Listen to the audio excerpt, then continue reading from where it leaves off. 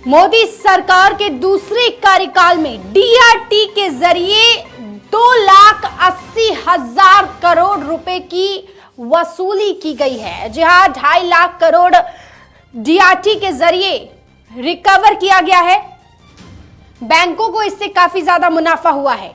NPA के बाद जो मामले डीआरटी में जाते हैं और वो तमाम वसूली के आंकड़े हैं। ये जितने पैसे बैंकों के जो कर्ज लिए जाते हैं, कर्ज लौटाए नहीं जाते हैं, डीआरटी के जरिए पिछले 5 साल में 2,80,000 करोड़ की रिकवरी हुई है। बैंक के साथ बैठकर अपने मामले निपटाले एडवोकेट विनय दुबे ने मेट्रो मुंबई के साथ खास बातचीत में लोगों को ये सलाह दी है और ये अहम जानकारी दी है। 5 साल में 2,80,000 करोड़ बैंक ने डीआरटी के जरिए वसूला है। सुनिए विनय दुबे ने क्या कहा है। डीआरटी के केसेस के बारे में तो मैं आप जानती हैं, क्योंकि इस समय जो देश के हालात है उसमें n number of cases NPA हुए हैं लोगों के। बिल्कुल, तो केसेस की जो वो एक पराकाष्ठा करना कि इतने होंगे वो मुख्यतः पॉसिबल नहीं है, किंतु हम ये कह सकते हैं कि पिछले 5 सालों के अंतर्गत 4.5 लाख करोड़ के आसपास जो बैंकों का बकाया था उसमें से 2.5 लाख करोड़ रुपए डीआरटी के थ्रू जो मामले हैं वो निपटाए गए। मतलब 5 साल में बैंकों को कितना उनका पैसा मिल गया? 2.5 लाख करोड़ रुपए वापस मिल गया है डीआरटी के तहत। जी इससे चलने वाले जो केसेस हैं, जो प्रोसीडिंग्स है उसके तहत वो मामले सेटल हुए हैं या वो वसूल किया है डीआरटी ने अपने ऑर्डर के द्वारा, अपने कर्मचारियों के द्वारा। तो उससे क्या हुआ है, बैंकों को काफी मुनाफा भी हुआ है उस चीज का, जो कि सिविल न्यायालयों में जो हमारे दीवानी न्यायालय होते थे उसमें नहीं हो पाता था, क्योंकि बरसों तक वो केसेस पेंडिंग रहते थे। बिल्कुल। चलिए मान लीजिए एक कंपनी है जिन्होंने लोन लिया था, उनका केस अब डीआरटी में चला गया है, तो अब वो कंपनी कहाँ जाए? यदि उनको सेटल करना है मामला तो बैंक के साथ बैठ के ओटीएस की बात कर सकते हैं, और अगर डीआरटी में मामला चल गया है तो डीआरटी में वो निष्पक्ष तरीके से अधिवक्ता अपना अपॉइंट करके केसेस लड़ सकते हैं कि अगर फाइनेंशियल इंस्टीट्यूशन ने उनसे जबरदस्ती ब्याज लगाया हुआ है, अधिक पैसे वसूल कर रहे हैं या कोई भी वजह है, तो उसके तहत वो डीआरटी में जा सकते हैं, अपनी दलील रख सकते हैं। उसके बाद डीआरटी दोनों पक्षों को सुनने के बाद एक अंतरिम ऑर्डर पास करेंगे या उसको फाइनल स्टेज पे उसको पिटीशन को फाइनल करके वो अप्रोप्रिएट ऑर्डर पास कर दिया जाएगा।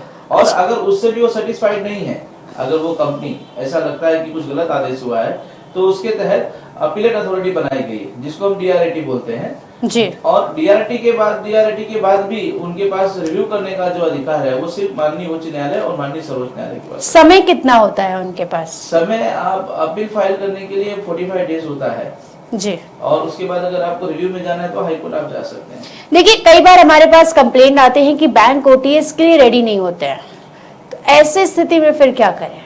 आप बैंक को अपना ऑफर दीजिए कि आप कितना पैसा दे सकते हैं बैंकों को जी। अगर उसमें उनका जो इंटरेस्ट वगैरह जो डिडक्ट करके अगर बैंक और बैंक के कर्मचारी जो उनके एमडीज हैं, चेयरमैन हैं, अगर उनके जो कमेटी की मीटिंग में अगर ये होता है कि उस धनराशि तक सेटल किया जा सकता है, तो कोई भी बैंक आज के समय में मुझे ऐसा लगता नहीं कि वो सेटल नहीं करेंगे या नहीं करना चाहेंगे, क्योंकि हर बैंक ये चाहता है कि उन्होंने जो ऋण दिया है, जो पैसा दिया है, वो कितने से जल्दी वापस आए और अकाउंट जो है वो जल्दी से जल्दी क्लोज हो।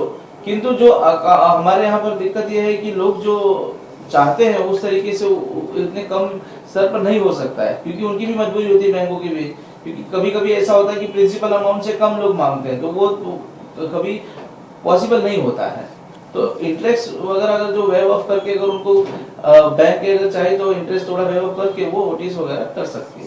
डीआरटी बैंक नहीं भी करते हैं, मान लीजिए कि अगर बैंक नहीं कर रही हैं, तो आप उसके लिए उच्च न्यायालय में पिटीशन दाखिल कर सकते हैं, इंसॉल्वेंसी पिटीशन दाखिल कर सकते हैं कि आपके पास पैसा नहीं है भरने को। और वास्तविकता में तो ये केसेस कितना लंबा चलेगा? और चलिए कि डीआरटी के अगेंस्ट आप गए कोर्ट में, तो वो केस कितना लंबा चलेगा, कितने दिन में सॉल्व होगा? डीआरटी के आदेश के खिलाफ तो आप डीआरटी में ही जा सकते हैं, उसमें अधिक समय नहीं लगता है, जल्द से जल्द उसका निपटारा हो जाता है।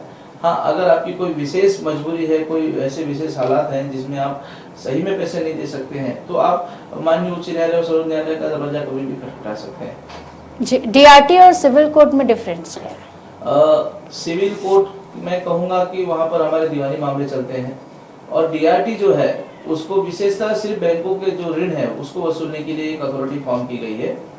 आपने किसी फाइनेंशियल इंस्टीट्यूशन या बैंक से अगर कर्ज लिया है तो उस कर्ज को वसूलने के लिए जिस प्राधिकरण को बनाया गया है उसको हम डीआरटी कहते हैं। उसके अंतर्गत सिविल मामले या कोई प्राइवेट व्यक्ति वो जाकर कोई भी मुकदमा या कोई केस दायर नहीं कर सकता।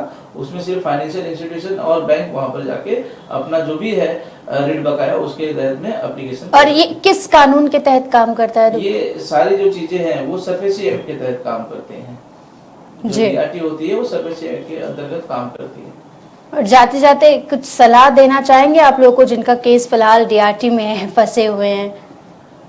मैं आप सबसे यही रिक्वेस्ट करूंगा कि बैंकों में अगर आपका जो लोन है वो बकाया है, आपके केसेस डीआरटी में चल रहे हैं, तो आप कोशिश कीजिए वहां समय जो व्यतीत करने से अच्छा एक डिसीजन आने के पहले अगर आपके और बैंक के बीच कुछ समझौता हो सके, कुछ कम पैसों में आपका जो ओटीएस अगर हो सके तो आप लोग को रियायत मिल जाती है। क्योंकि डीआरटी में अगर ऑर्डर हो गया तो आपकी संपत्ति भी सीज कर जब्त कर दी जाती है, उसके बाद उसका ऑक्शन भी हो जाता है। तो कोशिश ये करें कि उसको ओटीएस के जरिए निपटाने की कोशिश करें, जिसको वन टाइम सेटलमेंट मतलब सेटलमेंट कर ले बैंक के पास, ज्यादा कोर्ट वोट के चक्कर में ना पड़े। ये आप एक सलाह दे रहे हैं, ये बेहतर ऑप्शन होता है। क्योंकि देखिए आजकल अगर देखा जाए तो लोगों के पास इतना समय नहीं होता, लोग कोर्ट कचहरी के चक्कर में पड़ना भी नहीं चाहते हैं कि सेटलमेंट हो जाए, लेकिन सामने वाली पार्टी कुछ और चाहती है, बैंक कुछ और चाहता है। ऐसे में बातें जो है वो बराबर हो नहीं पाती, तो लोगों को न्यायालय का सहारा लेना ही पड़ता है। जी, एडवाइस तो यही रहेगी कि अकाउंट एनपीए होने से बचाएं। आप कोशिश करें कि आपकी 3 ईएमआई बाउंस नहीं हो और आपका अकाउंट एनपीए में ना जाए। बिल्कुल, उसके लिए भी आपके पास 3 महीने का समय होता है ईएमआई वगैरह